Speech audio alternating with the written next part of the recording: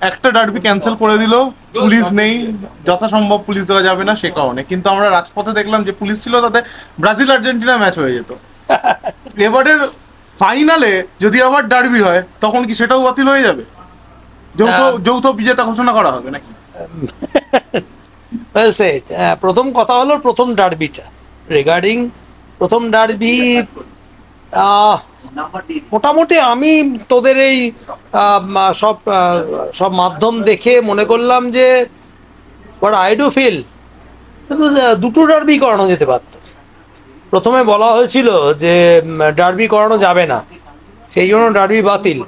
তারপরে দর্শকদের, অ্যাকচুয়ালি আমি একটা কথা বলি, আজকে যেটা আমরা প্লেয়াররা যেটা বেরোলাম সেটা কিন্তু motivated by the supporters. Otherwise আমি আগেও অনেক চ্যানেলকে বলেছি যে আমরা অনেক দেরি করে প্রোটেস্ট করার রাস্তায় নেমেছি।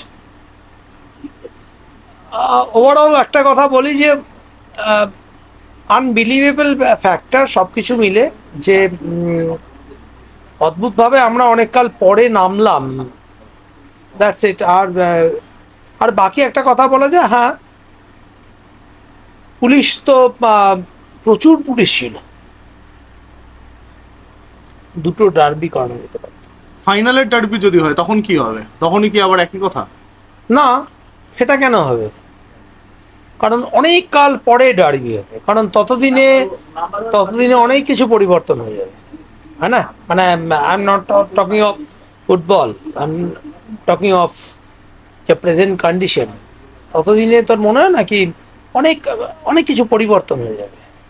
ততদিনই কখন ফুটবল হবে, কখন ইস্টবেঙ্গল মোহনবাগান ফাইনাল খেলতে আসবে, অ্যাকচুয়ালি আমাদের কাছে তো সেটা আমি জানি না যে এই মুহূর্তে ফাইনালটা বাংলায় হবে, সল্টলেক স্টেডিয়ামে হবে। আমি দেখলাম যে আগের দিন press conference, it's all good, মানে সবাই মিলে চেষ্টা করছি আমরা, মানে প্লেয়াররা যে ফুটবলটা নিয়ে ডুরান্ট যেটা দিল্লিতে হওয়া সেটা কলকাতায় আবার এগুলো হওয়া, no idea, but no idea যে আবার কলকাতায় ফিরবে, অবশ্যই ফিরবে, হয়তো ফিরতে পারে, নো আইডিয়া। আর একটা বিষয়, মোহনবাগান জামশেদপুরে খেলবে পাঞ্জাব এফসির বিরুদ্ধে। পাঞ্জাব এফসি কিন্তু এবার যথেষ্ট শক্তিশালী দল বানিয়েছে এবং তাদের বিদেশি চয়নও কিন্তু যথেষ্ট ভালো।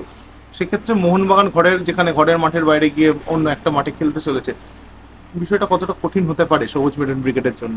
দুটো টিমই একদম, আমি টকিং অ্যাবাউট ইস্টবেঙ্গল মোহনবাগান, দুজনেই রেডি হচ্ছে। মোহনবাগানও যথেষ্ট রেডি হচ্ছে, স্টার টিম।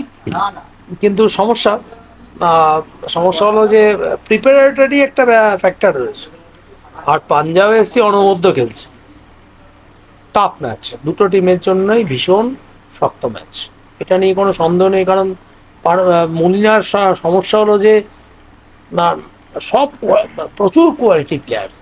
আর এটা আমি একটা কথা বলতে পারি যে সারা বছর ধরে মলিনাকে এই জিনিসটাকে হন্ট করবে যে what can be the best formation, 3-5-2, 4-2-3-1, what would have been, সেটা তার পার্ট। এবার লেটস ওয়েট। একটা বিষয়ে আমরা কিন্তু বাংলায় বলে থাকি, একটা প্রবাদ আছে, অতি সন্ন্যাসীতে গাজন নষ্ট। মোহনবাগানের যে বলতে টপ লাইন, যাচ্ছিলাম মোহনবাগানের যে টপ লাইন, সেখানে আছে McLaren, Jimmy McLaren, Dimitri Petratos, Jason Cummins, তিনজনই বিশ্বকাপার। মাঝ মাঠে আছেন গ্রেগ স্টুয়ার্ট, যিনি যথেষ্ট দক্ষ অ্যাটাকিং মিডফিল্ডার। এটা কি মনে হচ্ছে একটা মাথা ভারী দল হয়ে গেল? আমার মনে হলো একটু আগেই বোধহয় আমি এই ব্যাপারটাকেই চেষ্টা করছিলাম হাইলাইট করার, যে মোহনবাগান এবার এটুকু অন্তত সমস্যা হবে যে কোনটা করব, পারমুটেশন কম্বিনেশন। ফুটবলে এখন একটা বড় পার্ট, এবার গোল করব, গোল বাঁচাবো, কিন্তু আই ডু বিলিভ যে মলিনা ওই ব্যাপারেই যাবে। এবং 3-5-2 যে ফরমেশন আমি অন্তত দু একটা ম্যাচ দেখেছি, এটুকু আমি রিয়েলাইজ করার চেষ্টা করেছি যে অ্যাটাকিং পার্ট। আর এটা দেখো, তোমার হাতে যা মাল আছে তুমি ব্যবহার করো,